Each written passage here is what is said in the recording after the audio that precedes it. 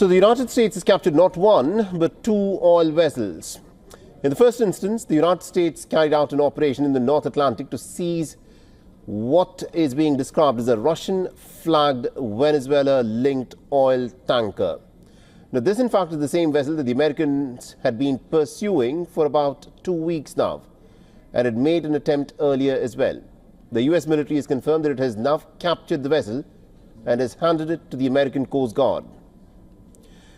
Now, the American Secretary of War, Pete Hegseth, has confirmed this development on social media platform X. Hegseth wrote, and I quote him here, "The United States continues to enforce the blockade against all dark fleet vessels illegally transporting Venezuelan oil to finance illicit activities, stealing from the Venezuelan people. Only legitimate and lawful energy commerce, as determined by the United States, will be permitted." The Russian lawmakers have reacted to this development, calling the US seizure of the vessel as quote-unquote outright piracy on the part of the Americans. Russia's foreign ministry has urged the United States to allow for the swift and dignified return of the Russian crew members who were on board the seized vessel. Now, Russia's transport ministry has also released a statement slamming the development, saying, and I quote, "In accordance with the 1982 United Nations Convention on the Law of the Seas, the freedom of navigation applies in waters in the high seas, and no state has the right to use force against vessels duly registered under the jurisdiction of other states." Just days earlier, Russia had sent a submarine to escort this, what is being described to be an empty tanker. The United States has reportedly said that this tanker, now named Marinera, is allegedly part of a so-called dark fleet, which is used to sidestep American sanctions on Venezuelan oil trade. Now, this tanker earlier had gone by the name Bella One about 2 weeks ago. It's only in recent months that the ship, of course, had changed its name to Marinera, and it started operating under the Russian flag. Now, Washington sees this move as an attempt to try and evade the enforcement actions. Just 2 months ago, the American President Donald Trump had said that Washington is in pursuit of the oil vessel in question, and they will quote-unquote end up getting it. Now, for weeks now, the American officials have maintained that the Venezuelan oil tanker is not flying under a valid flag. In the second instance, the Americans also announced the seizure of another oil tanker in the Caribbean. Washington says that this vessel too was under US sanctions, and the United States has claimed that the vessel named MT Sophia, which operates under the flag of Panama, was conducting illicit activities in the Caribbean Sea in the backdrop of all military developments. This, of course, is a clear vision of the Trump administration control over Venezuela's oil. And this has been reiterated a short while ago by the U.S. Energy Secretary Chris Wright. The top official has said that Washington will control the sale of Venezuelan oil indefinitely. At a private event, Wright said that the United States is going to market the already stored crude first and then indefinitely sell the oil production that comes out of Venezuela.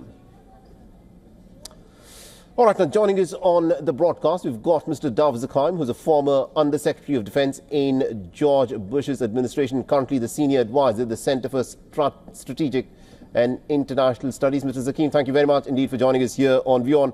Now, I first want your reaction on this latest development of the Americans having seized this oil tanker that currently goes by the name Marinera, that apparently the Americans had been chasing for the last 2 weeks, and that also was accompanied by a Russian submarine. In your assessment, this tanker, which according to reports was apparently not filled up with oil, why was it so important, and why were the Americans chasing it in almost what would be a confrontation on the high seas with a Russian submarine? Well, for a couple of reasons, actually. Thank you for having me, by the way. To begin with, the view in Washington is that this isn't really a Russian-flagged ship. It was reflagged while the ship was on the open ocean. And so, in a sense, it's part of the American policy to squeeze Venezuela. Now, of course, the president has said that we will get as much as $50 billion worth of Venezuelan oil, which he claims was illegally seized when the oil companies were nationalized back in the 1970s. The second reason is, frankly, to send the Russians a message. The Russians, as you know, have been deploying what are called shadow fleets, uh, trade with sanctioned companies, with sanctioned countries. Of course, Russia itself has been sanctioned. And this is a message that we are not going to put up with that. Right. And what is, of course, fascinating is that the Russians may have had a submarine, but they didn't do anything with it. And that, I think, is a clear message that Russia is not about to confront the United States. Do you think, in your assessment, that a lot of conflicts can emerge out of what could be an effective miscalculation? The fact that there was a Russian submarine nearby that was also going along with this oil tanker, is the United States willing to get into a confrontation with Russia on the question of this shadow fleet? Well, what I think just showed you is that Russia is not necessarily willing to get into a confrontation with the United States. You've got to remember that Russia has its hands full with Ukraine. The Russians have seen the United States literally pluck the president and his wife of Venezuela hundreds and hundreds of miles away from the American border and bring them back to New York. Russia wanted to do the same thing with Zelensky 4 years ago. Right. Ukraine is on Russia's border, and they couldn't do it, and they're still fighting.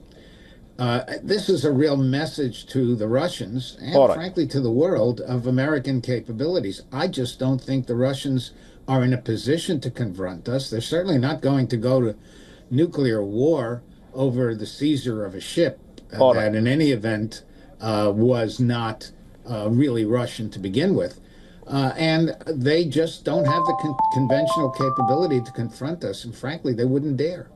All right. No one underestimates the American military capabilities there, Mr. Zakhan. But I want to also ask you to weigh in on another very interesting thing that you touched upon, where the United States of America would want to get a deal to the tune of $50 billion of Venezuelan oil. That is effectively all oil that comes out of Venezuela.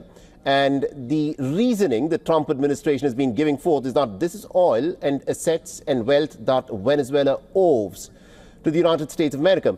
Now, once Venezuela had nationalized its oil assets, firstly in the 70s and then again in the 1990s, the American oil companies went to this World Bank's arbitration court. This is the global world order, that is the rule of law which functions. And the World Bank's arbitration court had awarded compensation to the American companies, part of which was paid, part of which is still due. Why is the United States of America not willing to adhere to an arbitration court awarding compensation to the American companies? Instead, what has been shown by the American administration here is that might is right, and therefore the Americans can go swoop in and lay claim to the Venezuelan oil. Why not accept what the arbitration courts say in this matter? Well, if I were sitting in the administration right now, I would say, first of all, the companies have not been fully compensated. And when you start adding up all the interest over the last, I guess, 1990s, we're talking a good 25 years or more. That number is going to be huge. And so, in a sense, if you just run the numbers, there's a pretty good case for demanding the Venezuelan oil. Whether, in fact, all of this is going to happen is an entirely different question. And we simply cannot predict the future. When I was in the administration many years ago, I was there at the beginning when we went into Iraq, when we went into Afghanistan.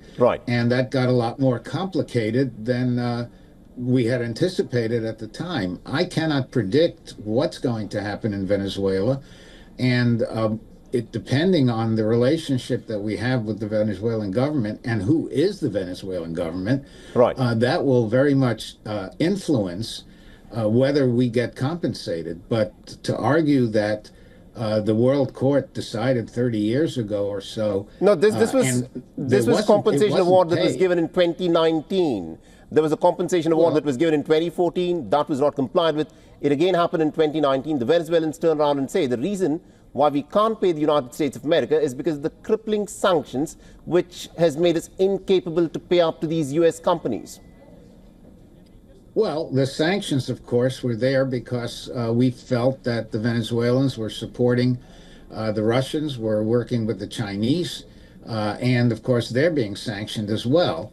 And in terms of, again, the entire Right. amount, even under the compensation that was laid out 6 years ago, that has not been paid. So you've got a number of reasons, it seems to me, why the administration is trying to do what it's trying to do. All On right. the other hand, as I say, it's not at all clear how this will all play out. Interesting. Thank you very much indeed, Mr. Davzakan, for joining us with our perspective there. Thank you.